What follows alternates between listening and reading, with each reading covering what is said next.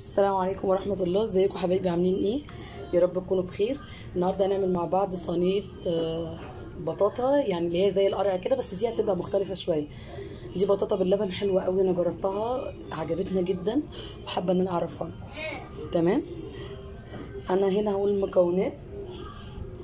معايا هنا حوالي 1.5 كيلو من البطاطا، وكوباية زبادي، وكوباية سمنة، علبة قشطة صغيرة، كوباية لبن، وعندي هنا جوز الهند مع معلقه سكر طحناهم بودر خالص، عشان بس ايه، مش عايزه الجوز الهند يبقى حبيبات كده ناشفه. وهنا صوص كراميل، حبه من صوص الكراميل، وطبعا فانيليا، والسكر بقى على حسب اختيارك انت. البطاطا اول حاجه انا هسلقها، بس هوريكم اقشرها ازاي. انا كنت بقشرها وبعدين قلت لا اوريكم الاول بالمقشار بتاع البطاطس ده. هنقشرها عادي خالص كده بالشكل ده، تمام كده بالشكل ده. فانا هقشرها كلها وهرجع لكم تاني اوريكم احنا هنعمل ايه. بصوا، انا هقشر البطاطا وهقطعها دواير وهسلقها عادي خالص في ميه على النار، اكنها زي البطاطس بالظبط اللي بنسلقها على النار، تمام. فانا هقطعها دواير، هقشرها واقطعها دواير واسلقها على النار وارجع لكم تاني. انا هنا بصوا قشرت البطاطا وقطعتها دواير اهي زي البطاطس بالظبط، تمام. هحط نص او اقل من نصها، لا مش يعني بالظبط، بتاع كوبايتين ميه، وهحط كوبايه سكر وهحطها على النار. ولما تتسلق خالص وتبقى بوريه هصفي الميه بتاعتها، هجيب شويه كده على جنب عشان لو احتجتهم. وهوريكم البطاطا بقى هنهرسها وهنعمل فيها ايه. انا كده هحط كوبايتين ميه عليها وكوبايه سكر وهحطها على النار. حطيت اهو، بصوا الميه تمام اهو، بوريكم بس حطيت كوبايتين. وهنزل بقى بايه، بكوبايه سكر كده، وهرفع على النار بقى وارجع. البطاطا اهي استوت، بصوا الميه فيها حبه صغيرين، هي كده كده بتنزل ميه كتير، فمش بنحط لها ميه كتير. بصوا ما شاء الله، مجرد ما بدوس عليها كده خلاص كده استوت. هصفي انا بقى شويه الميه الصوص اللي نزل منها ده، وهرجع لكم بقى ايه، وهرس البطاطا كويس قوي وارجع لكم. جيت لكم هنا تاني. البطاطا انا حطيت لها سكر وهي بتتسلق، بس هحط لها تاني ادي معلقه سكر بجوز الهند الاتنين، عشان عايزه اخد طعم حلو مش سكر بس، تمام. حوالي 3 معالق كده من السكر كبار، وهحط عليها معلقتين زبادي. الطريقه دي حلوه قوي قوي قوي. وهحط عليها برضو حوالي معلقتين قشطه،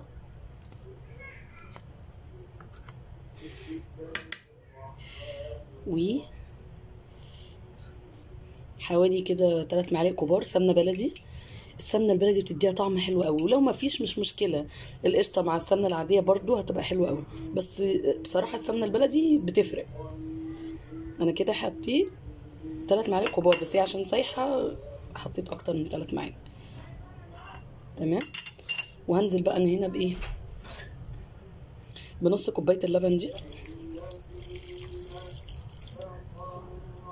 حبه صغيرين كده. ده الصوص اللي نزل من البطاطا بتاعتي. بصوا عامل ازاي تحفه. ده طبعا هستغله لان فيه غذاء كامل، فانا هحط منه برده شويه على البطاطا، ولو احتجت بقى هزود.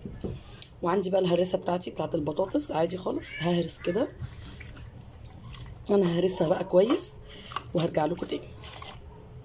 انا هرستها خالص بوريه خالص كلها،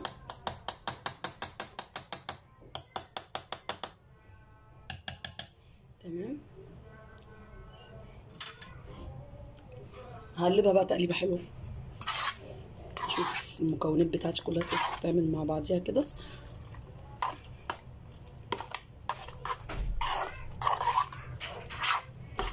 تحفه، ريحتها فظيعه. وهحط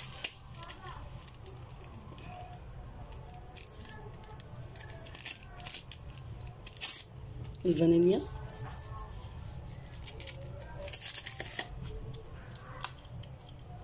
واو. هجيب بقى الصينيه بتاعتي وهحط فيها من تحت كده شويه سمنه، حاجه نسيت اقول عليها مهمه قوي، هحط بالظبط ما بين صوابعي كده رشه قرفه بسيطه. بصوا يعني حاجه بسيطه قوي تديها ريحه حلوه قوي رهيبه يعني. اهو قلبت بقى انا القرفه مع الكلام ده، وحطيت انا حبه سكر بودره تاني. السكر ده حسب راحتك انت. عفوا الموبايل. تمام. هفضيها بقى عندي بقى صينيه هنا هحط فيها حوالي معلقه سمنه.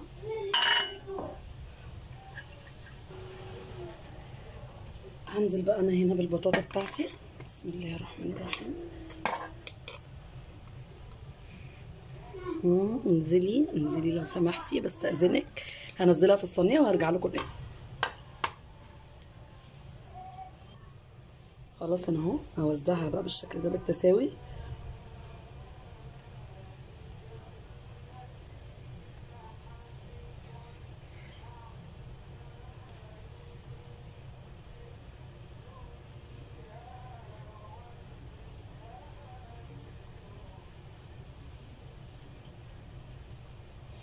صينيه البطاطا دي عامله قلبان قلبان والله العظيم. عملتها عند حماتي كانت رهيبه. هي اصلا طول عمرها تحب البطاطا مشويه، بس يعني دوقتها لها كده بالطريقه دي، والله كانت مبهوره بيها قوي. تمام. هنزل بقى انا هنا بايه بقى. عندي هنا معلقه الطبق ده طرح السكر، معلقه سمنه. تمام. وانزل عليها بمعلقه قشطه. القشطه والسمنه دي عشان تديني اللون الحلو وريحتها كده وطعمها يبقى حلو.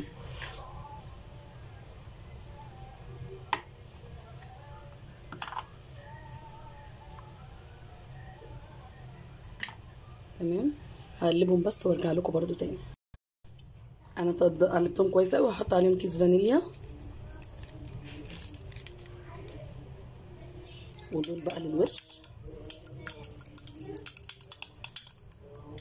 تمام. هوزعهم كده برده بالتساوي، وبعدين ايه هعملهم بالفرشه كده ماشيه بسيطه.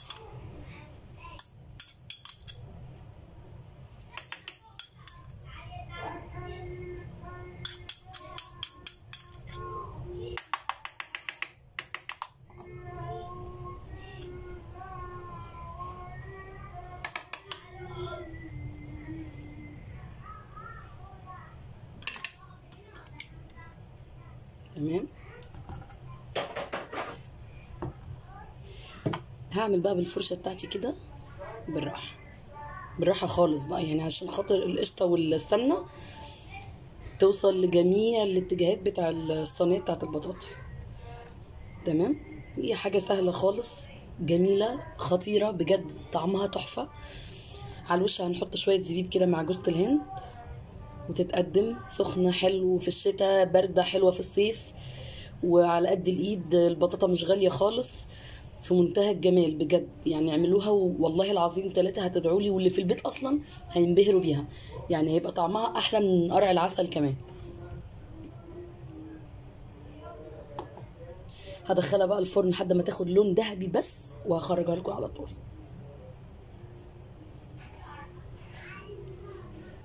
قبل ما ادخلها الفرن حاجه مهمه قوي عشان ما تتحرقش مني الصينيه، همسح الاحراف بتاعتي دي خالص كلها كده.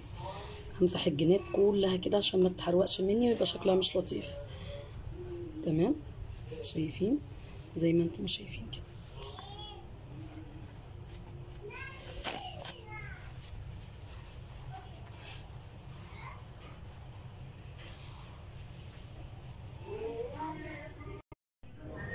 شايفين البطاطا بتاعتنا بعد ما طلعت من الفرن تحفه. هزوقها انا بقى، هجرنشها كده بشويه جوز الهند كده، بس انا برضو عاملاه بودر عشان بس اولادي مش بيحبوه يبقى ناشف كده على اسنانهم. هو مفيد جدا اصلا، فانا بحاول ان انا اداره لهم يعني بحبه سكر بودره كده، بيبقى تحفه. والله يا جماعه الطريقه دي حلوه قوي قوي، جربوها وعلى ضمانتي ان شاء الله تعجبكم. وعندي شويه زبيب برضو كده عشان تاكلي بقى حاجه بمزاج.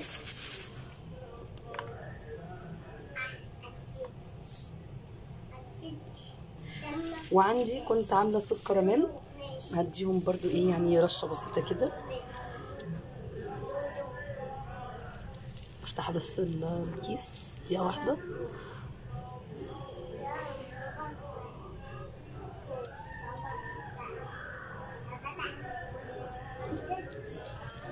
مش عارفه اتملك كويس، عفوا.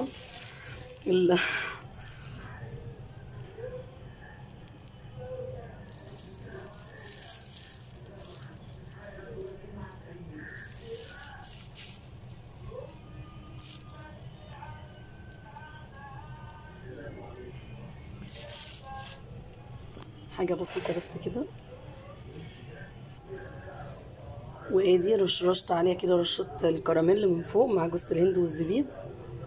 حلو قوي وريحتها فظيعه والكراميل تحفه. في مليون طريقه للبطاطا يا جماعه، ممكن نعملها دواير بالبشاميل اللي هو المسكر او المهلبيه. ممكن نهرسها برضو ونحط عليها صوص مهلبيه كتير فوق وتحت، برضو سمنه بلدي وعلى الوش وفي الفرن. ليها طرق كتير قوي، اهم حاجه ان انا اعملها بطريقه تعجب اولادي ويرضوا ياكلوها. صدقوني الطريقه دي حلوه جدا وطعمها فظيع. يا رب اكون عند حسن ظنكم ان شاء الله. ما تنسوش تعملوا سبسكرايب للقناه وتفعلوا الجرس عشان يوصلكم كل جديد. السلام عليكم.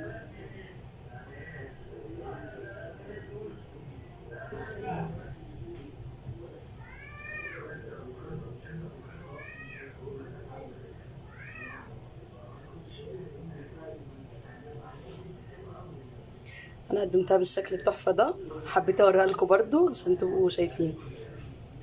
حطيت معلقه قشطه من فوق وزودت بالكراميل برضو، تحفه طعمها خطير بجد بجد بجد، هتدعوا لي. باي باي.